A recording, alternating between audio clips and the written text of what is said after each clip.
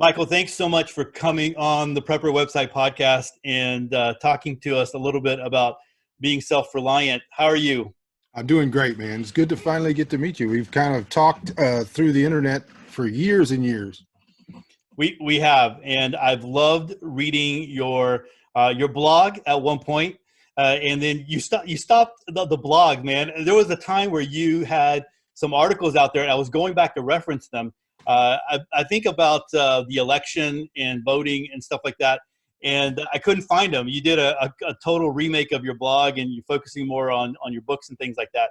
But I love what you're doing and what you're putting out there. You just put out some really great stuff. Well, yeah, I appreciate it, man. So tell us a little bit about yourself. I'm very familiar with you. We've talked through the internet. I've shared out your articles. I've read your books and I reviewed, some of your books. But those that are not familiar with you, we have a lot of people coming to the podcast now. A lot of new people coming to the podcast that aren't familiar with preparedness in general, but they're looking for more information in the time that we're in right now. So tell us a little bit about yourself and especially how that relates to self-reliant living. Okay, well, I lived pretty much just like everybody else a long, long time ago. It's about 1998, 97 actually. My wife and I got a little 5-acre on-grid farm in West Texas and started. We knew nothing, like less than nothing. We had never had a chicken. We didn't know anything, and so we started then. That was, of course, the internet was out then, but there wasn't a whole bunch of. There was nothing on it actually, and so we got the Encyclopedia of Country Living was our book, and we started off with chickens and goats and cows, and we went through all that. And about 2005, we had the opportunity to move out here to Central Texas, and we talked about it, and we said, okay. What we want to do is we want to go completely off grid. I mean, completely off grid. And so we started off on the land here with just a tent in 2005, 10 by 12 or 10 by 14, something like that, army tent. And then we moved into a small 10 by 16 wooden box that we called a cabin. And we started the farming. We completely off grid, no electricity. We didn't have any backup power, nothing like that. We didn't build an alternative grid. And back then I had websites and things like that. And so we would drive to town, go to the library and do all the work, answer emails. And we didn't get a smartphone until probably 2007 or 8. In 2009, I started writing a book on my blog called Surviving Off Grid. And I just put out chapters one at a time, and just thinking that my couple of hundred readers would read it. And it got picked up by offgrid.net and quite a few other people, and it really kind of went berserk. And so we ended up publishing it in 2011. It immediately went to top 25 on all of Amazon.com. And basically it was not a how to live off grid book, but a philosophy about why things like that are going on right now can happen, and what happened with Rome and what happened with Greece, and how these civilizations have all collapsed because of the same things that we're doing now. And the book did really well. So then in 2011, we were sitting around and a lot of people were saying, well, I can't imagine a scenario ever happening where any of this would be necessary. And so I actually wrote a book in 2011 that was a fiction book called The Last Pilgrims, which basically portrayed people living 20 years after a global collapse. And then that took off. I got a fiction writing career along with the nonfiction. And so it's just kind of evolved since then. But for the most part, back to your question, we've lived in a cottage and farm completely off grid for 15 years. Here at my office, I have some minimal solar power, just enough to charge a laptop. Right now, I'm running the internet off of a little Goal Zero Yeti power box that's powered by solar during the day. And I've got a smartphone that I charge, but we don't use power at all, and haven't for 15 years on the farm or the household. Wow. Okay. So being someone who lived just like everyone else, everyone who's listening to this podcast, and then deciding to live that way, making that move. Can you tell us why? Why would you do that? It was a process in 1998, which was about a year after we moved out. First of all, we moved to a little farm just because we had lived in Dallas, Fort Worth. We had lived in Lubbock, which is a smaller city, and it still wasn't small enough. And we decided that we just wanted to go try a little farm life. It was just kind of an inkling we had. 1998, I was still working a job, sales job. I was traveling through New Mexico and pulled up to the pumps in the middle of the desert. And there was a long line at the pumps. Had no idea what was going on. I had to get gas. I wasn't even going to get to the next town. And I got out and we were talking with other people who were waiting. And it turned out that there had been a massive power outage and that they didn't know when the power was going to come back up. And it was the first time it ever occurred to me that gas pumps run on electricity. And so I remember just for the rest of that trip thinking about it and then looking around, and it was almost like the whole world changed for me. And it started off there, and my wife and we had 4 small children, 3 at the time, and we were just sit around and going, well, what would we do if something happened? What would we do if the power went out? This was long before any of the kind of the prepper movement became a big thing. And so this was before we'd ever even heard of Y2K or anything else like that. And so we actually went and turned the power off to our, we had a mobile home, and just for a couple of days, it was mind blowing how dependent we were on, I mean, every single thing that we did. And so we kind of talking, we thought, we're kind of like just cogs. We're very specialist cogs in a big wheel. And it started with then. And then as we started to get animals, chickens, goats, and all that, we would say, okay, if tomorrow we couldn't go to the store, what would we do? How would we feed these animals? And so we would start food plots, and it started gardens, and we started what I call the bunker principle, which is having layers or redundancy. So if we don't have power, what do we do next? What's the next way we could do it, and have it at least 3 ways to do everything. And then when the opportunity came to move out here and to live this way, basically like the Amish, not 100% like the Amish, then we jumped at it. Wow. Okay. So, man, that's a great story. Do you ever regret it? You regret it? Maybe doing things a little differently. Oh, you always think there's things you could do differently, but I don't regret it. I mean, my children were raised this way, and right now I'm seeing them completely, in charge. They're doing things. My son is here with me, but my other daughter, one of my daughters, is up in Arkansas. They live off grid. They're completely grounded, and they know what they're doing. She's actually, she made me. I'm very well pleased with all of my children and how they're handling all of this, because they were raised this way. There's no shock. They've done everything from making cheese, from milking a cow, all the way to making sausage, to hunting, to butchering. There's nothing from a 17th, 18th century farm that they haven't done, and done things like this their whole lives. Wow. Well, and I know your oldest daughter, she writes. I see her blog come through every so often. So she puts out some really great stuff out there. So what is, sometimes I think people have this fantasy of starting their homestead, going out there and doing it and living this life. Can you tell us what a typical day looks like for you? Can you walk us through a typical day? Yeah, what I'm gonna have to do is give you 2 typical days, because right now my life is not at all typical, and that's just because I have to tell a very quick story. 2014, I released a book called Pennsylvania, which was a fiction book, and in 2015 we sold a film option to Hollywood, and so that process was moving very slowly. So we just lived like we've always lived. About a year ago, right about this time, it really started picking up steam, which just happened to coincide. 2020 was a planned land Sabbath. We had our first land Sabbath in 2013, and that's just a time to let the land sit rejuvenate the soil and all of that.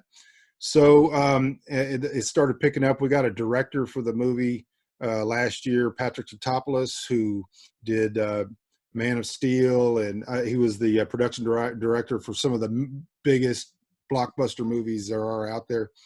And so it's basically right now I'm doing a lot of different things that I would not normally be doing because I actually have an opportunity. It's not been guaranteed to be in the movie.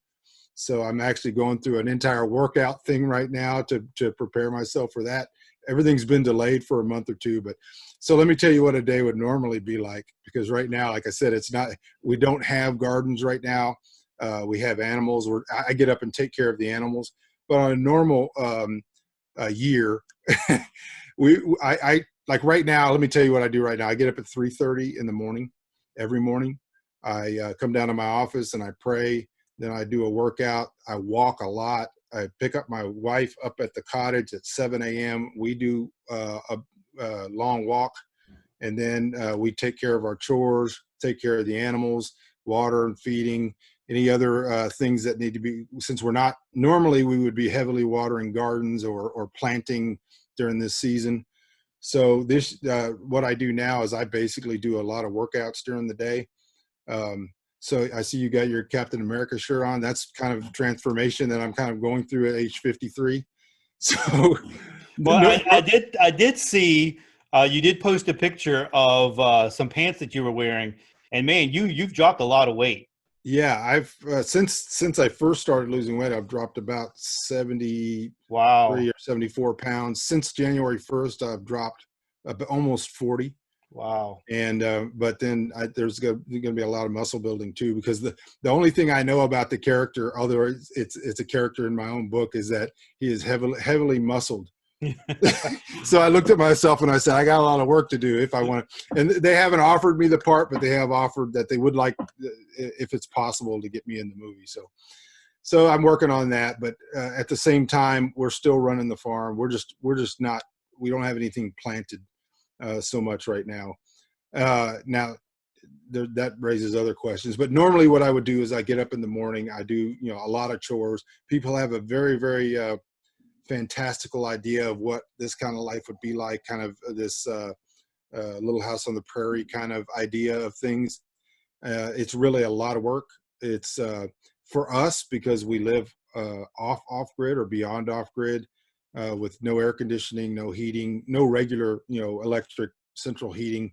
A lot of our day is managing things, and so I get up in the morning. We have 3 levels as the bunker principle. We have a wood burning stove, we have a propane stove, and I can cook outside on a grill with regular wood. And I get up and whatever the necessary way is, I make coffee.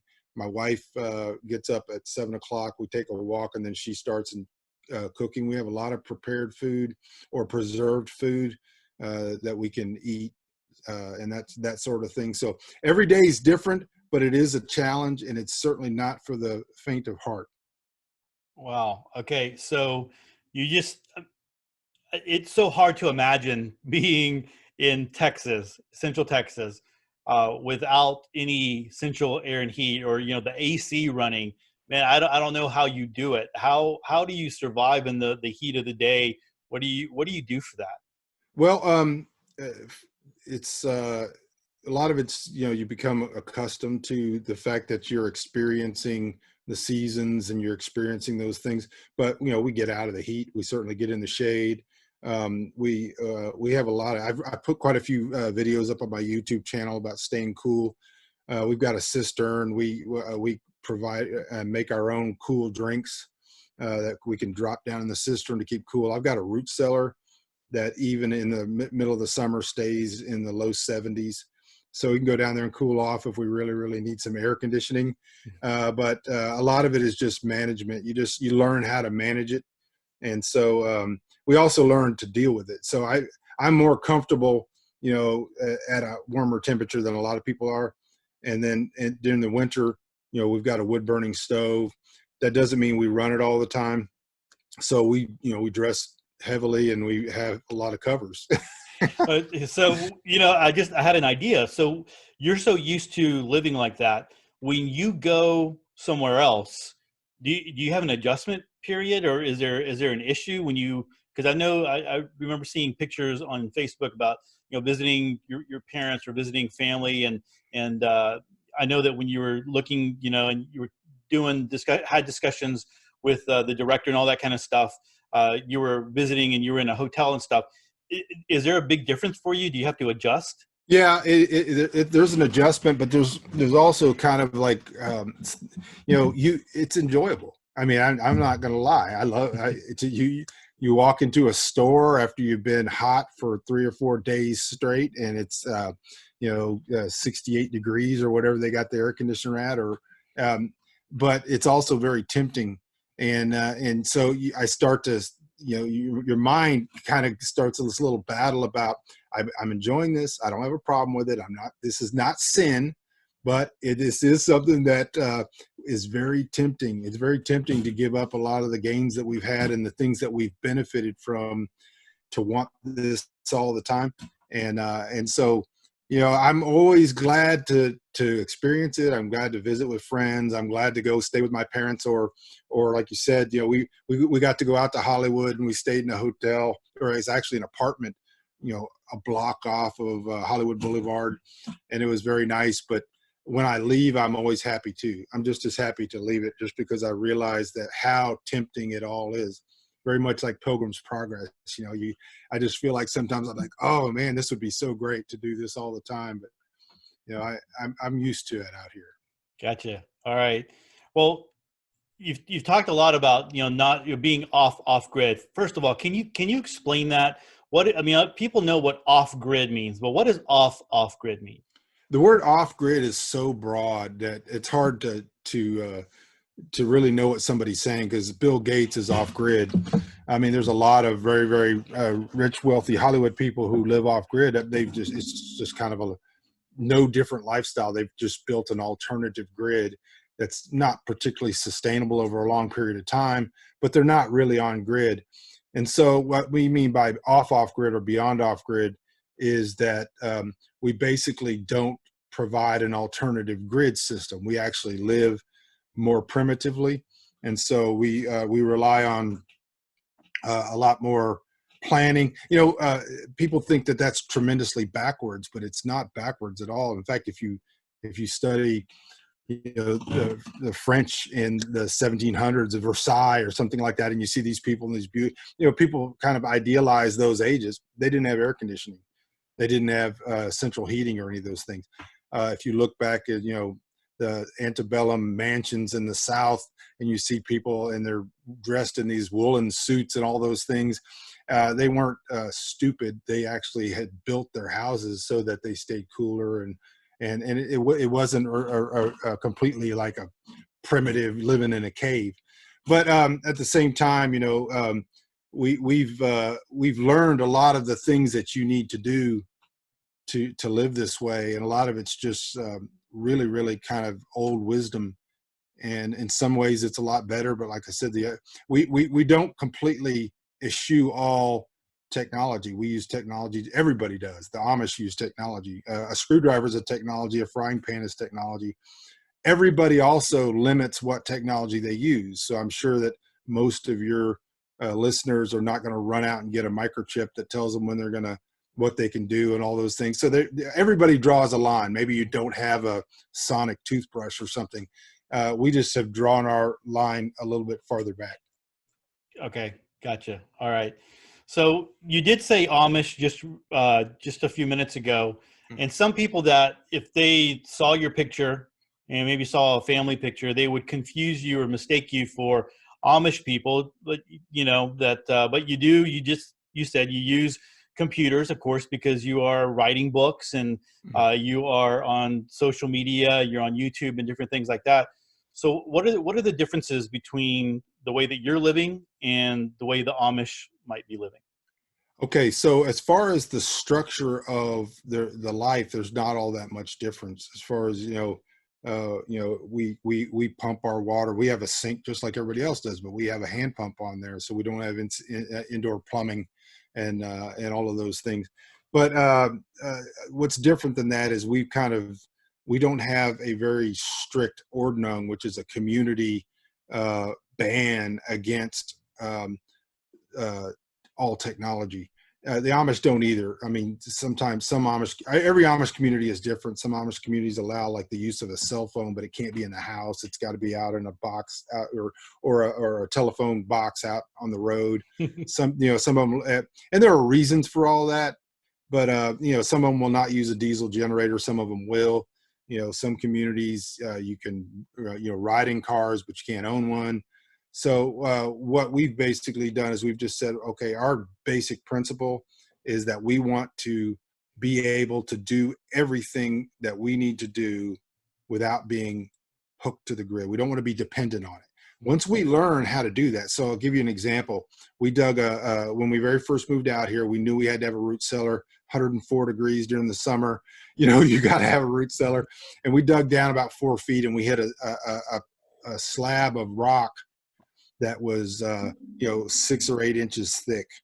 And so we had to make a decision. Do we go get a backhoe or do we just dig this thing out? And so I told everybody, listen, the first one we're going to do it by hand. We're going to figure out what is, because the first people that came out here, they didn't have a backhoe.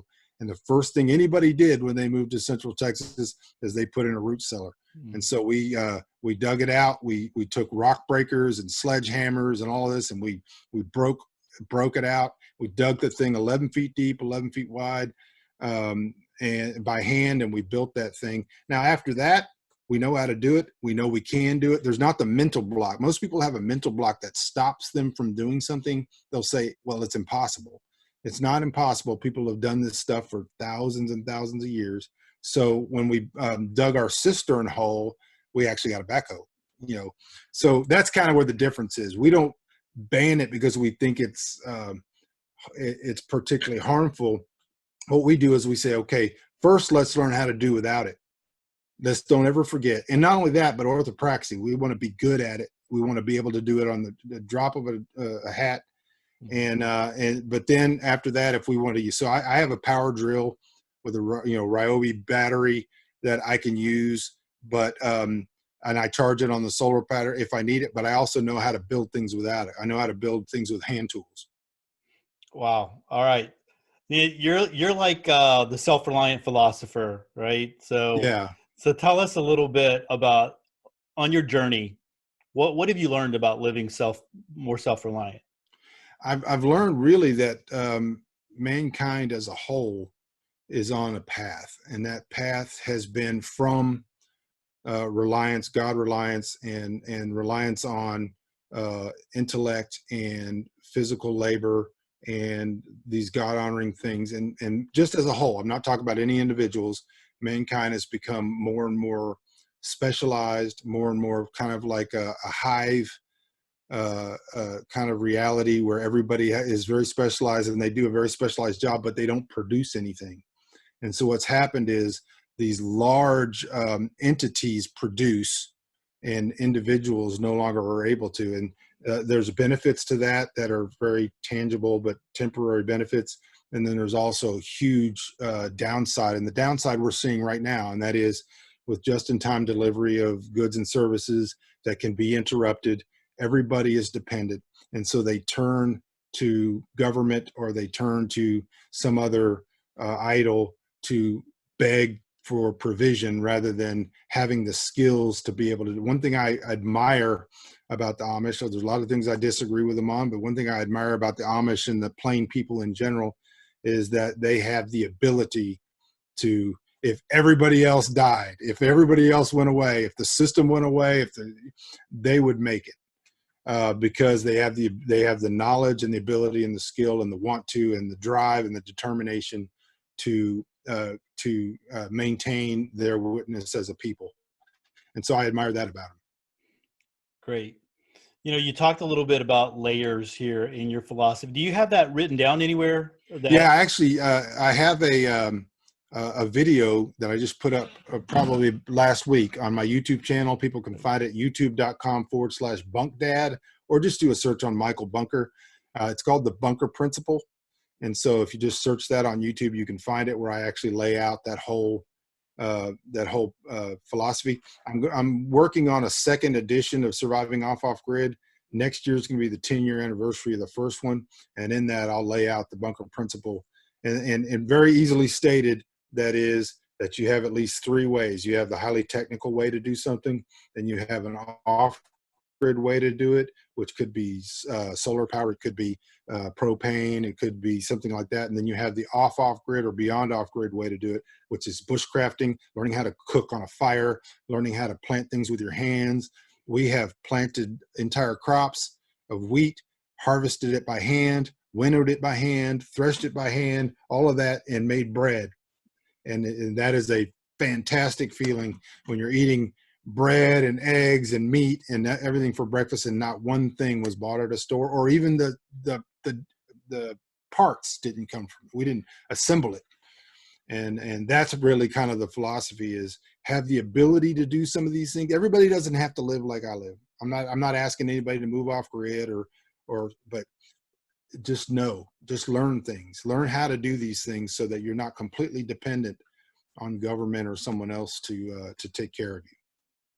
Awesome. Well, okay. So you're right. There's a lot of people that would love to try to maybe do what you do, and they love the idea of it. They couldn't do it for whatever reason. Maybe they're not willing to give up AC or whatever, right, the conveniences of life. But definitely there are people that are listening to this, and just like you said, in the season that we're in, with the way things are in our society right now, that they're starting to realize that we are dependent on too many things, just pharmaceuticals, medical. We're dependent on China, right? And all the other things that are out there. How can we start, or those that are listening, can you talk to us a little bit about what can we do to start our journey on being a little bit more self-reliant, and maybe not completely moving off grid, but what would you suggest? What are some things that we could do? The most important thing is that we have to get our head into it first. And I totally, completely want everybody to know, the disclaimer is I'm not saying that everybody has to do this. I know that everybody's on a spectrum. Some people don't have the physical ability, the financial ability. We started with nothing, with no money, and still have no money. So we've been able to do that. But I don't expect everybody to do this or to live this way. But how you start is you have to know the truth about the system as it exists. And so my book, Surviving Off-Grid, is basically a philosophy book that says, okay, let me teach you about history. And we go through the history of civilizations, the pattern that they take, what things make them susceptible to systemic collapse. And then we compare those things with what's going on in the world today. And then once you know the philosophy of it, and that is that we are all dependent. We're dependent at different levels, but we're all dependent on certain things. Then you can start doing things just like I started doing, which is like, just start simple. No coffee. If you've been making your coffee with a coffee maker, and all of a sudden, what if I didn't have a coffee maker? Maybe you get a percolator. Maybe okay, well, how would I provide the heat underneath that if my electric range doesn't work, or if my gas doesn't work? Do I have an alternative way? Can I cook it on my grill outside? See, all of a sudden now you've got an off-grid solution, even if it's a propane grill, or if you have maybe I need to get a charcoal grill where I can burn some wood, some sticks, and I can making coffee is just an example, but every single thing in your life, you could just ask yourself, okay, how would I do this? How important is this in my system? And then look around at your loved ones and say, okay, how would I do these things? How would I take my philosophy has always been that I would rather stabilize my area and be able to provide for my neighbors than to be one of the people that scoffs, memes, jokes, and then as soon as something really bad, and I think we could be seeing some really, really bad things happening pretty soon, runs and is just another person in line, another mouth to feed, another problem. And so I think, for me, that's something that I just looked at and said, okay, what can I do? And I think everybody can do that at a different level, but there has to be some really, really big bulwarks in the mind that have to be ripped out. And that's what my book does, is it really says, you think this thing and that thing is wrong. That thing is not true. That thing is not, people think solar panels are a sustainable way to provide electricity indefinitely, and they aren't. We have, you're subject to batteries, you're subject to things breaking down. Batteries don't last forever. All of these things just give you X. And I love preppers. I've been a prepper. I've moved past that, but I still am of the tribe. And but I always tell people, you think you have 5 years supply of food put away, you have 3 years, you have 2 years, you have 90 days. Those numbers are not accurate. Especially that's a ceteris paribus situation where as long as nothing changes, but things will change. You're not going to throw your grandmother out and not feed her when she shows up. And the other thing is that those things never go as far as you think they're going to go. So you have X days. In my book I talk about this. You've added X days to your own personal apocalypse. And if you don't have skills, I tell people this all the time. I would give up every preparation item I have. I'd give up my whole root cellar, all my animals and everything to know what I know. Because if I know what I know, then none of us are guaranteed survival, but I'm going to be better off than most people. And so if I had to have all the stuff, or if I had to have the things that I know, I would take the things that I know. And so just you have to start knowing more. And my book is really designed to help you start on that path. Well, and that's great. I always talk to people about, and I think in the preparedness community, we say that we don't major on the gear, right? You gotta look at the skills, and you got to think about the skills that you're getting. You got to be learning. I think I just recently in a podcast, I just even said that again recently about learning skills.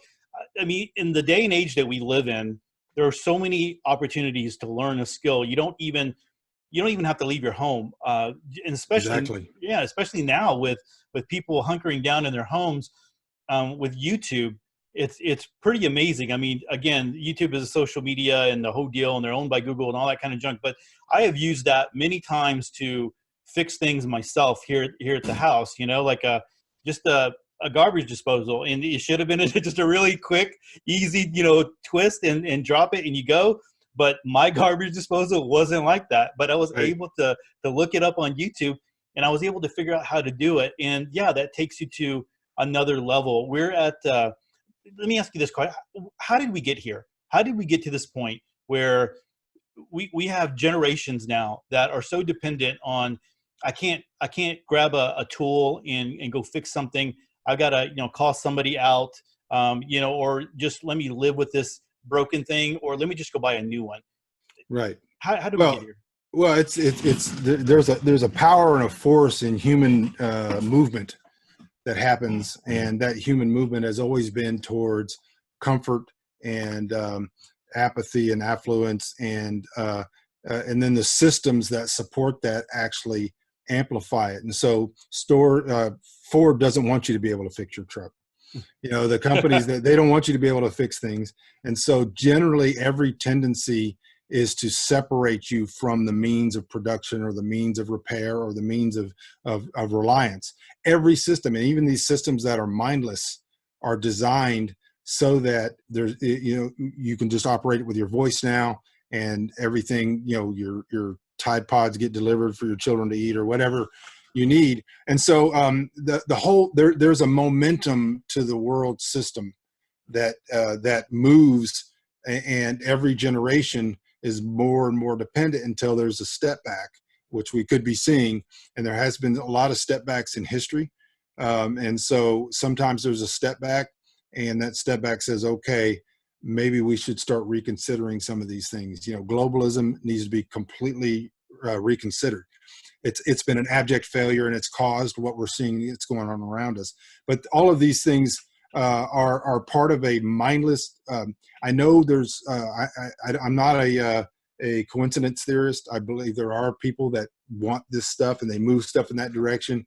But even without them, the system moves that way because of human desire for comfort and affluence and those things. And so you just have to recognize that that's what it is. And I say in the book, there has to be a force applied to separate from it. Not that you have to separate completely and go live in a cave eating maggots, but just to separate enough that you can see it. You can't even see it while you're in it. And it's like the Matrix, you know, you get out of it, you can start seeing it. And some people are going to go, no, I kind of like it the way it is. And that's fine with me, you know. But some people see it and they go, oh, wow. You know, and this is something I've been preaching for 20 years. And I know you've led a lot of people into some level of independence just through the stuff that you do and through your website. I know you talk about YouTube. My YouTube channel is a golden vault of stuff where I have a whole series called How We Do Stuff. So people go, well, how do you stay cool in the summer? There's a video for that, you know, but you've been doing this for a long time too. And I turn there a lot of times and there's stuff I haven't even thought of. I've been doing this 20 years and almost every day there's something on there that I haven't thought of. And I'm like, well, this is kind of the opposite of the world mind. This is like a independence mind that people can add stuff to, and you can go, wow, what a gold mine. Yeah, well, I can't really take credit for that. I just get to link articles and put them up on Prepper website. But there's a lot of great people out there doing a lot of great work, like what you're doing, and it really makes the community so much stronger because Right. there's just so many voices out there and so many ideas, and really that's what we need. Hey, in the preparedness community, some people believe that homesteading is like that's the ultimate form of preparedness, right? That's the ultimate preparedness move. Is it realistic though that someone can manage a farm and all that goes into it, producing all their food and have their animals, but also keep a job and their modern conveniences? There's people out there that contact me and they're trying to move that way and they're making moves that way. Can you speak to that a little bit? Yeah, there's a chapter in my book about that. And what I do is I go through and explain the different levels. In fact, you ran an article of mine that I wrote a couple of years ago called 5 Steps of Prepper Survival Maturity. And what you've just described is the most expensive and the way to do this and the least likely to succeed. And the reason why is because you're really managing 2 full lives. And I'm not saying it can't be done, but there's going to be a sliding scale of what you're able to do. And people that try to do this and try to work a full job, you realize you're okay. One of the things that makes it very, very difficult to maintain a homestead is animal feed. Animals are such an important part of the homestead, not only for food, but they also work the soil. They do a lot of very, very valuable things. And so everybody needs to have chickens, you know, and other animals. Well, if you're buying all of that feed from the store, when we first moved out here in 2005, you could get a bag of hen scratch, for example, for a little over $4. I think it was about $4. And now, you know, it can be $9, $10, $11, $12. And so what we started doing way back years ago was we could actually take the hen scratch that we bought at the store and we would plant it and let it grow. And then we would turn the chickens into it. And but you learn things like that, but it's very, very difficult when you're paying that much for feed, for expenses, for medicines, whatever you need.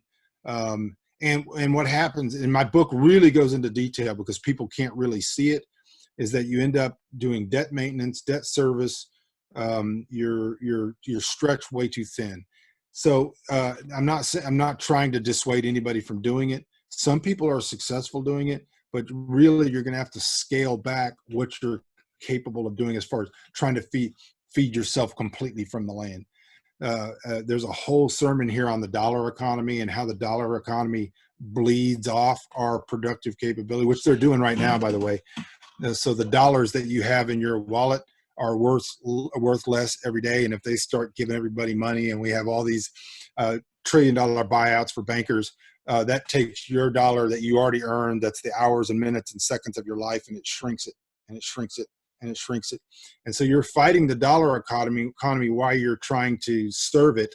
And then over here, you're trying to, I encourage people, do whatever you can. Do what you can. If you can grow a garden, right now is a great time to plant a garden. If you can have a few chickens and get some eggs, you're not doing it to make money so much as you are to just, if something like, if a month from now, I think things are going to very likely could be a whole lot worse than they are now.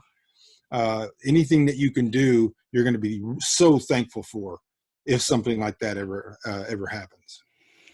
You brought up what's kind of going on right now a little bit. Can you talk to us just some thoughts? I don't have a specific question, just what you're seeing out there.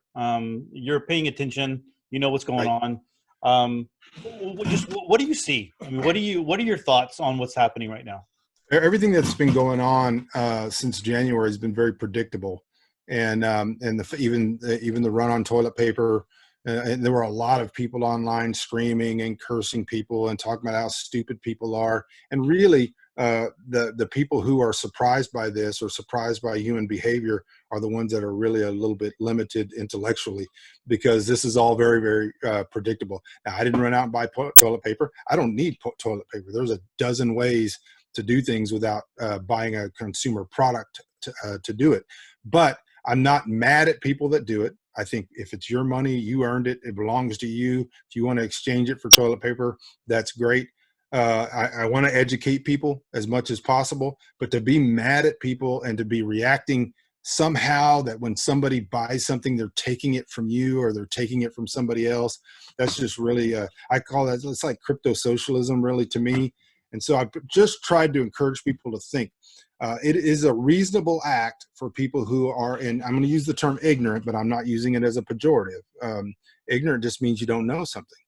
It is reasonable for people who don't know anything about preparedness, don't know anything about survival, who are sitting in front of a TV where they're telling them hour after hour after hour that this is going to be so bad, and then every 5 minutes they're like, people are buying toilet paper, to go out and buy toilet paper. That's a reasonable act because that's what they know.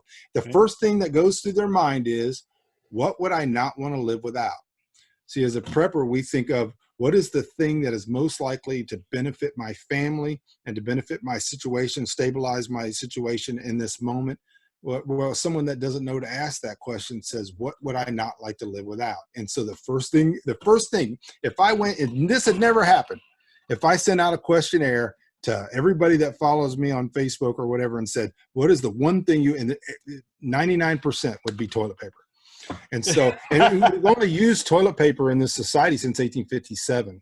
I mean, people used paper and things like that before, but toilet paper is a fairly new, industrial produced toilet paper is a fairly new invention.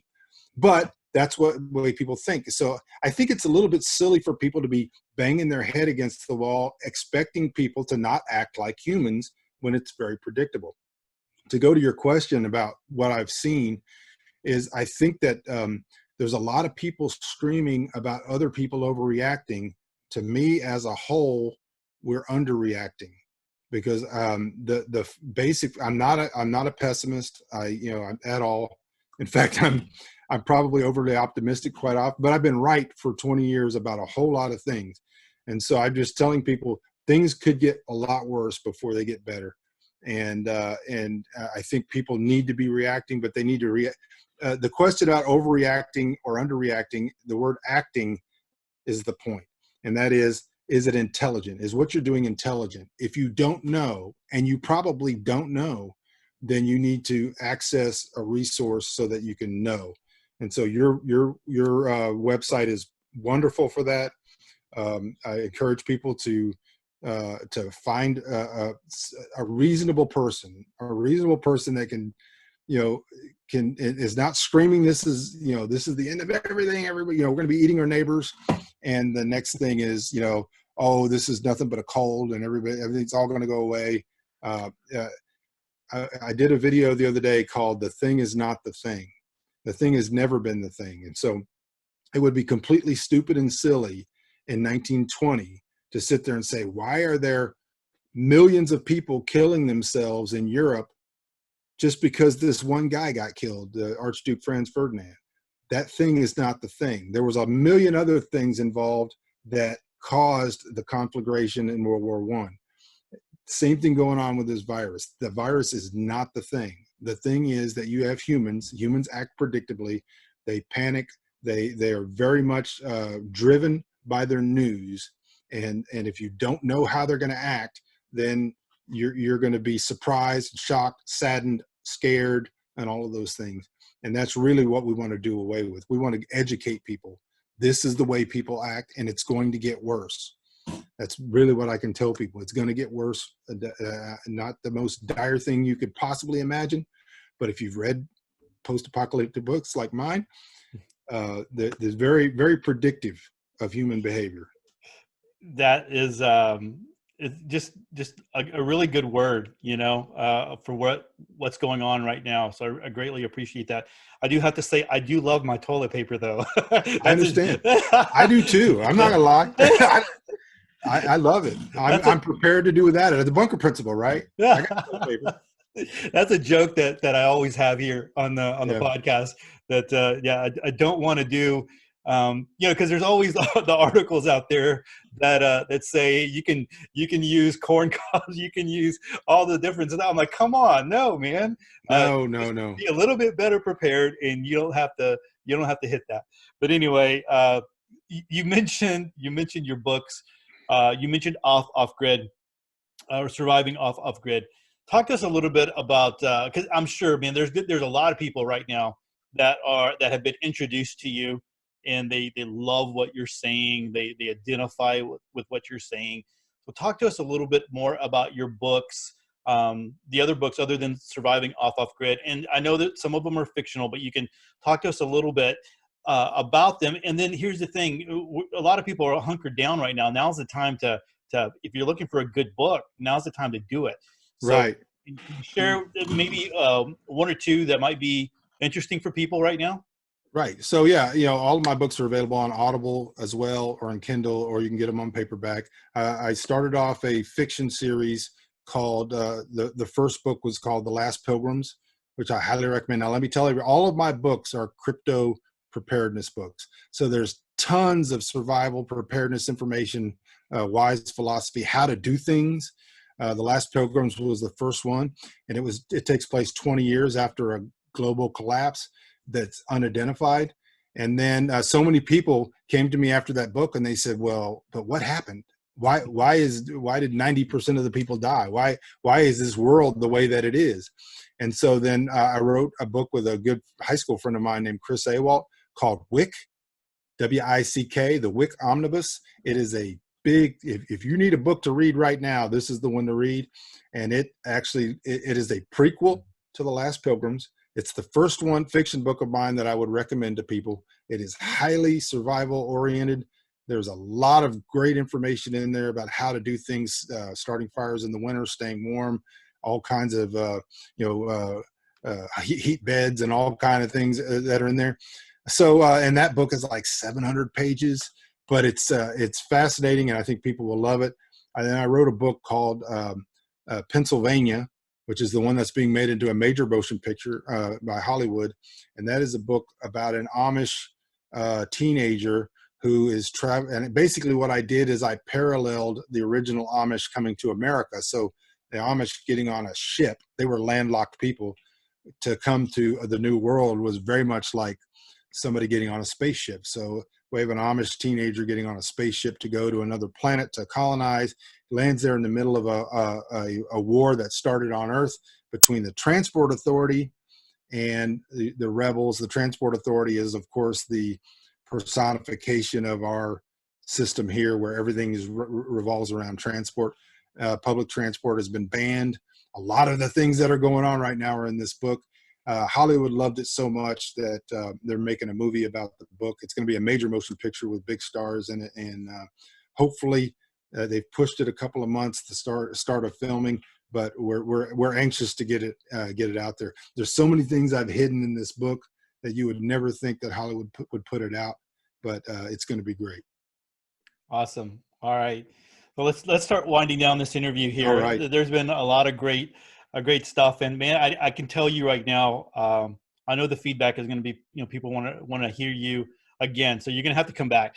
But anytime. if you were sitting face to face with a listener right now, you had this opportunity to just sit and you're face to face, maybe you're drinking some coffee or You know what you grow, you grow, what is it that you grow that it's not coffee? What is it that you grow and you sell? Mesquite beans. Mesquite beans. Mesquite trees, right? Okay. And you sell that so when it's in season, right? Right. Okay, Right. okay. So let's say you're drinking your mesquite bean coffee, Coffee. and you're sitting there with a listener, and you could tell them anything, the most important thing that you would say. What would you tell them right now?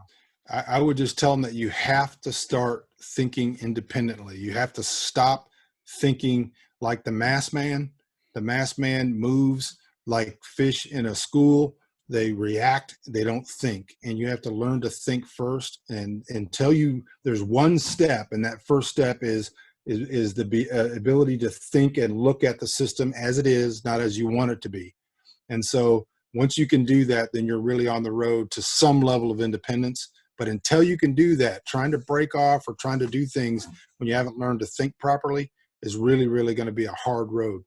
And so that's the first thing I tell people when I do sit across from with a cup of mesquite coffee is I was like, this cup of mesquite coffee, no one had thought about it since the Civil War, but now we can, if coffee goes away, I've got coffee growing on my land. But they did it during the Civil War because they couldn't get coffee.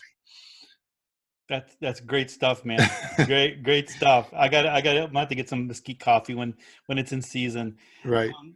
So I know you're building your YouTube channel, and so you have a YouTube channel. I'm going to link to that YouTube channel and all the great stuff that you're doing. I'm going to try to link to your website and to the books on Amazon, all that good stuff.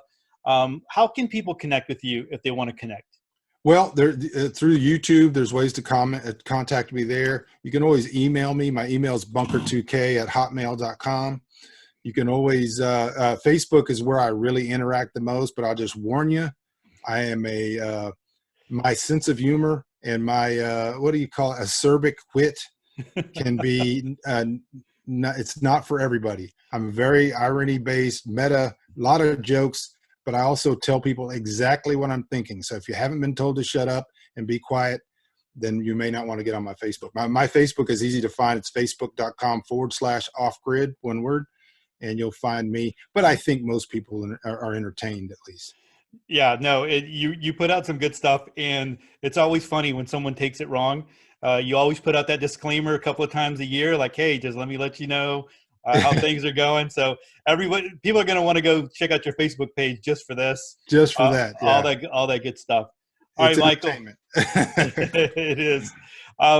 Anything else you want to share before we sign off here? No, I just want to pray that everybody's safe, that you're thinking, that you're engaged. Prepper website, make sure that you're on there because there's so much good stuff on there. I appreciate you and the relationship we've had all this time, and thank you for having me on. Anytime you want me on, just let me know. You got it, Michael. Thanks so much for coming on. God bless. God bless.